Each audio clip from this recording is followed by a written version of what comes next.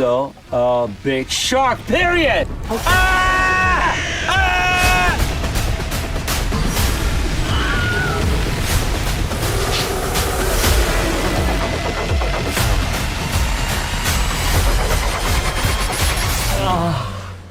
I told you. Gang, you have no idea how long I've waited to make this video. Tommy Wiseau has been one of my biggest hyperfixations of all time. As soon as I heard that he's making another movie, I had to make a review on it. So real quick, if you don't know who Tommy Wiseau is, he is notoriously infamous for directing The Room, which is known as the Citizen Kane of bad movies. And it also contains the best line delivery of all time. I did not hit her. It's not true. It's bullshit. I did not hit her. I did not.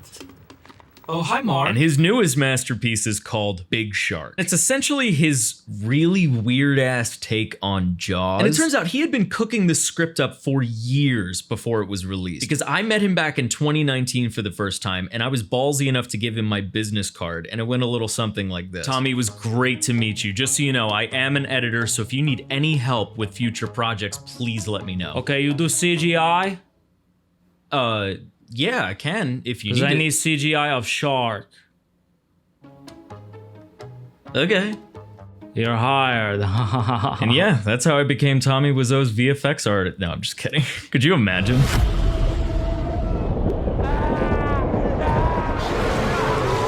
I really like how he screams at the end. Kind of sounds like if a crying baby had a broken larynx. Honey, can you get that?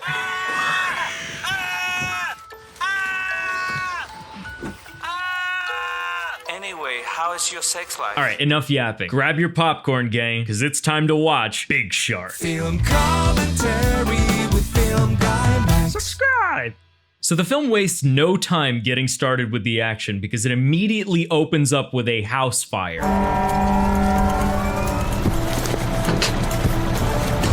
3 firemen bust into the burning house and start saving the children that are trapped in there. Let's go! Let's go, let's go! Oh! Gee, go right! Patrick, follow me, come on! Sweep this! Meanwhile, a very interesting casting choice of a news anchor is reporting on the whole scene. These courageous firefighters put their lives on the line tonight to save these children. All this fire, you can actually hear the mother screaming. You just see her run out of it. The agony is palpable. You can hear the mother screaming in distress. So they go in, save a second kid. This guy's holding in a dump the best he can. Hurry up, Tim! Get her out of here! I can't hold it! Despite this house looking like it's gonna burn to the ground, there are in fact no casualties thanks to these 3 firemen. And who are they? Ladies and gentlemen, give it up for our heroes! These guys are none other than our 3 protagonists. Patrick, played by Tommy, Tim, and Georgie. Hiya, Georgie. Also, turns out this actor's real name is Mark, so it makes me wonder how many times he heard, "Oh, hi, Mark," on set.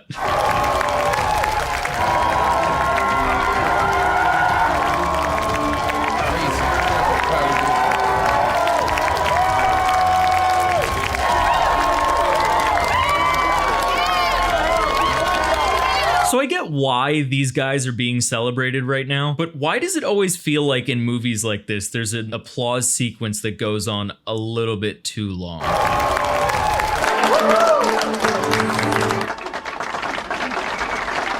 So the firemen get a chance to talk and basically just thank the crowd for coming out. And I'm pretty sure that this is all ad-libbed by Tommy. This is exactly how he sounds when he's doing a Q&A for The Room. As my colleagues always say, I don't want to say too much, except, as you know, like, recognition, what's recognition? We're not for recognition, right? I'm pretty sure they just kind of let him say whatever and then he kept it in. So things are good for these 3 guys. They're considered heroes. They got a really pretty car with some really pretty girls in the back and they're gonna go out and party it up. But before they can get to partying anywhere, this happens. Look at that, guys. Oh my God, what's this guy? Oh my God. Oh my God, that's your friend? Oh, no. It is? Like, what the Why is there just some random guy beating up another dude and then they're just kind of like, oh, that's my buddy? Tony! Patrick, don't go. What are you doing? Okay, don't What are you doing? Like, I guess Tim knows this guy? Patrick, where's my friend Tony? Hi, Tony, how I'll you stay on his good doing? side. Here you go, buddy. Eat up. Oh! Kevin? Hey, Tim, what's up, man? Dude, it's been like a decade. What you up to? What, this? Oh yeah, just feeding my dog chocolate. Classic Kevin, man. You haven't changed a bit. We did a damn good job. Yes, we did. We did a great job. We did an awesome job. All right, so you'll come to see, this is one of many bar/party scenes in this movie. It really shows that Tommy wanted to illustrate just how much fun he thinks New Orleans is. You know how like James Cameron focuses a lot on world building? So does Tommy Wiseau. It's just that his entire world is New Orleans. I used to live in New Orleans, now you do. About halfway through this party, Patrick starts dancing with Tim's lady, and Tim's not too happy about it. And most directors might make a couple of arguing characters at a party either go outside or stop the music so that you can hear their dialogue a little better. But not Tommy Wiseau. No, no, no. See, he's clever enough to realize that if you just cover the sound mix with loud-ass music, you don't need to write good dialogue at all. Give me a second.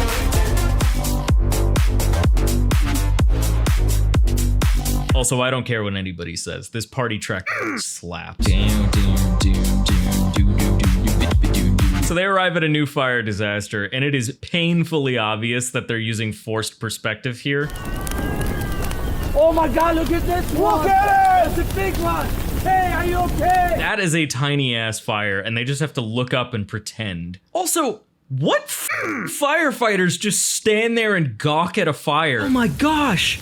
Yo, that's a big fire! I hope nobody's trapped in there. Hello? We're gonna help you get out of that building so you can be safe. All right, so now Patrick and his beloved girlfriend Sophia are going out for a fishing trip. And on the car ride there, they're just talking about random stuff, but this particular line caught my interest. I love a Mercedes. Mercedes, that's your favorite? It's probably my favorite, yeah. Pardon me? It's my favorite. Oh yeah, this shit's clearly improv. That's the place. Wow. And they're out on the boat. Patrick catches a little fish, but then he sees something in the water. Oh my God, you didn't believe what I just saw. A big shark. Wow. Wow, a huge shark! Don't try to distract me. Wow, a huge shark! I don't see the big shark. Do you see the big shark?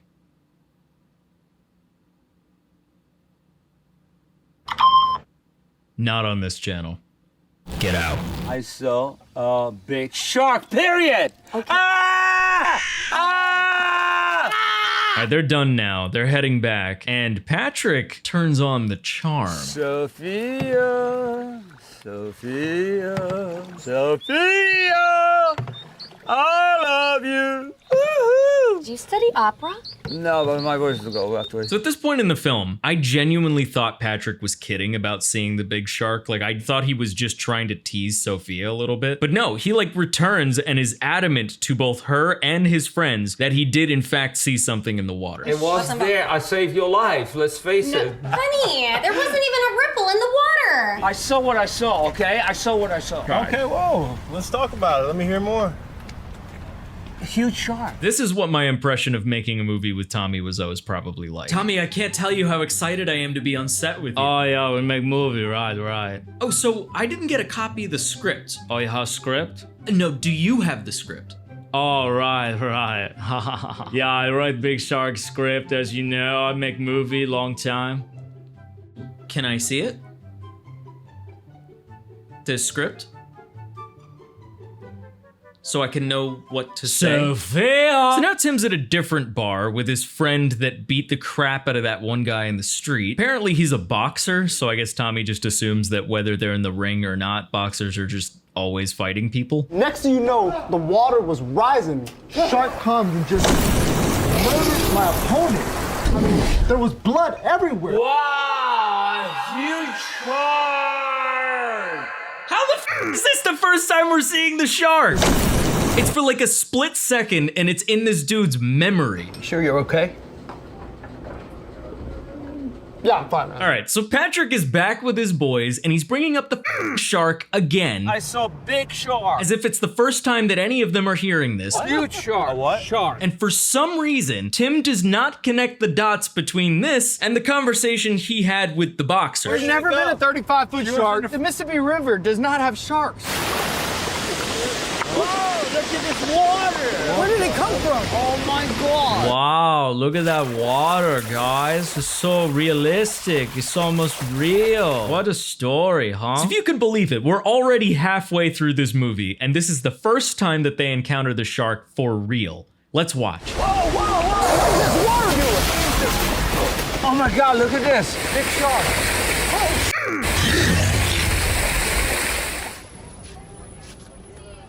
Are we going to a restaurant, Tim? So it immediately cuts away, like nothing ever happened. Next scene, no water, no shark, no nothing. It's just, oh, where do you want to eat? That was Captain Joe. It's an emergency and he needs us. I don't have time for this, all right? I have to see Sophia. Where are Patrick's priorities, bro? He was the one yapping about the big shark. I saw a big shark, period. As soon as everybody starts acknowledging, oh yeah, this is real, we should do something about it, he's like, Oh, I don't have time. I want to go see Sophia. It takes a little bit of convincing, but after some time, Patrick and Tim are on the same page about, okay, we're the heroes of this town. We need to save New Orleans from this big shark. And this is the first time we get to hear their beautiful pipes in action. We're saving New Orleans.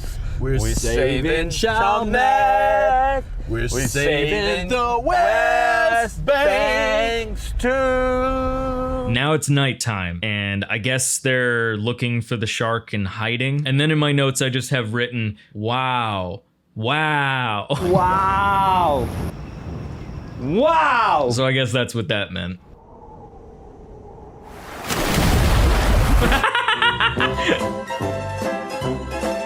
Once again, we see Tim at a bar. And this is where the film gets hit with the plot device I like to call the convenient old man with a plan. Here it is. How you find it? Right there. His breeding ground. But this map, it doesn't even make any sense. Yeah, so this guy just shows up with a map, knowing exactly where the shark is, and then f***s off. And before we continue, let's get real for a second. This is right around where my biggest qualm with the film starts. Because of the pace at which they decide to go after this monster, the shark is essentially allowed to terrorize the streets of New Orleans. And the only three people that can save New Orleans from this creature decide to f*** around and party. They play pool, they go to a bar, they go to parties.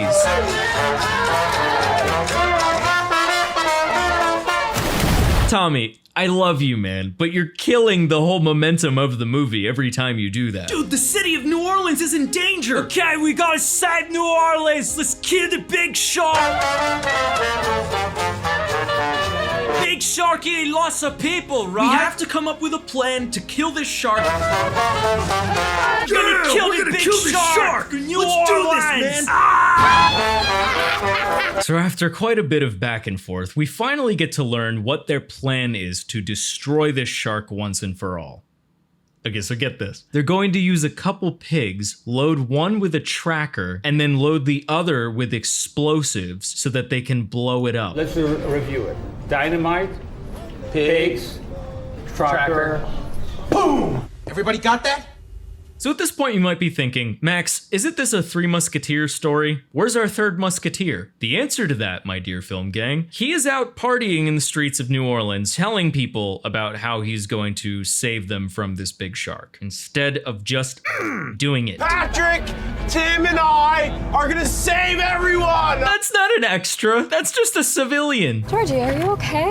I don't want to talk to you anymore. You don't want to talk to me anymore? I don't care about you anymore. You're not Just fine. get out of my head. What? You're occupying my brain. You're occupying my brain? So obviously at some point when he was writing the script, Tommy heard somebody say this phrase and it just stuck. I don't want to occupy your brain. He's occupying my brain. Something to occupy my brain. He's been occupying our brain. You're occupying my brain. Don't occupy my brain, okay? One could say the phrase was occupying his brain. Max, you're so funny. Oh my god, take all my money. Okay, so our heroes are now meeting up with a local farmer, I guess, to retrieve the pigs that they talked about from their plan. Well, the big shark. And New Orleans people dying. Yeah, it's a tragedy. Yeah, famine. Hundreds of people have died so far, and he just goes, Yeah, famine. Famine. Okay, so they got their two pigs, and yet again we have another New Orleans street side quest. And all of a sudden, famine. Gotta go!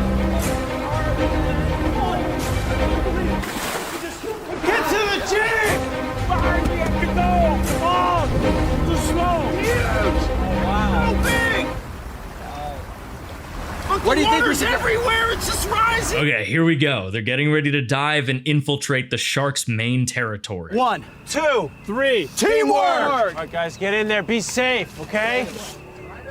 We need you out alive, all right? I want to see you guys again, all right? At this point in my rewatch, I'm starting to realize just how much of a nothing burger character Georgie is. Patrick and Tim carry the plot on their backs. Georgie's just kind of there. We need to save this city, okay? What do you even do? So they're in the water, scouting it out, and here comes the shark, right on cue. But they need to act fast in order to tag it. There it is! There's the shark! It's coming! Go! Let's do it!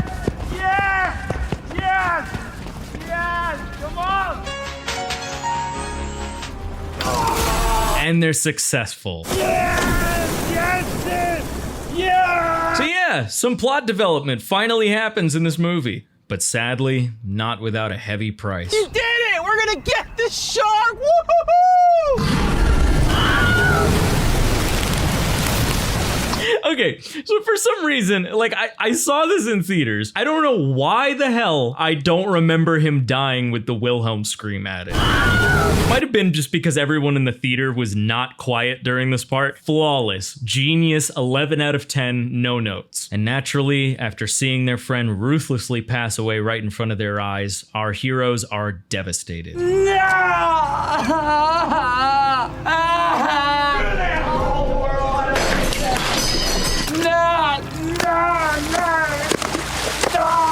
Oh, Patrick, I'm so glad it's serious to you now, watching your friend die. But not before that, it was kind of, you know, just minor inconvenience.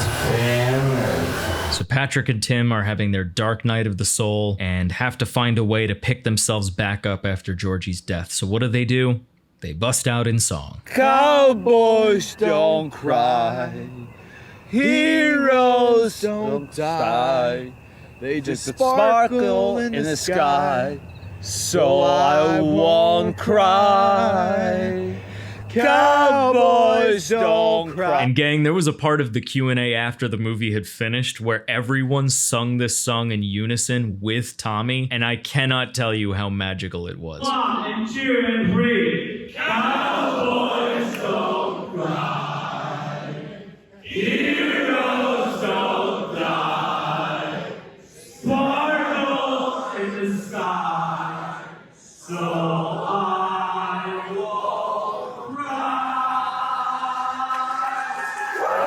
So despite Georgie's death, our heroes are back in action and ready to kill this thing. Let's watch them do it. Patrick! Patrick! We overslept! Oh, it's already morning! We did, son of a bitch! What do you mean they overslept? Overslept for what? Can you imagine forgetting to set your morning alarm and the consequence is people die? Son of a bitch! Okay, so after a little bit of sleeping in, they're ready to kill the shark now, right? Nope. They're at the bar again. Now they're playing beer pong.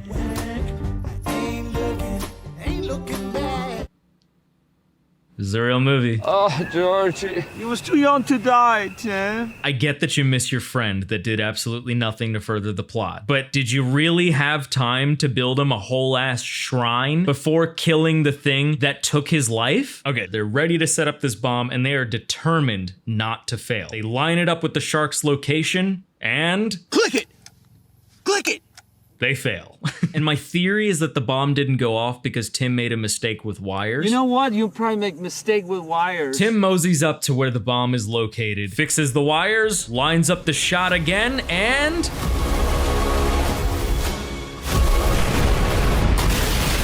Kaboom! The shark is dead. Let's go! 10! Ryan, 10! Oh, man!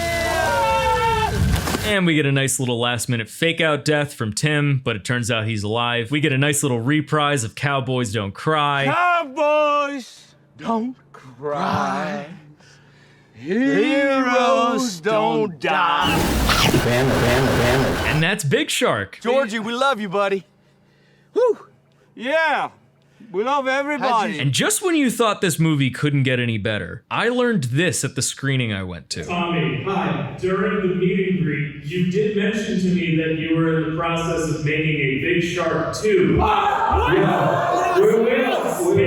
Can you tell me about the sequel? Yeah.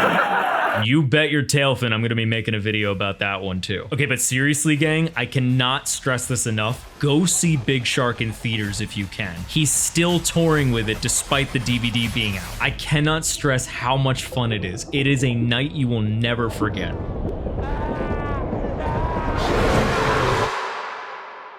Shout out to all my Film Gang members. If you'd like to become a member yourself and get access to awesome perks, hit the join button down below. Also, I have more bad movie reviews similar to this one, so if you'd like to see those, playlist is right there. Thanks again for watching, Film Gang. I will catch you in the next one. We're gonna get this big shark! We're gonna...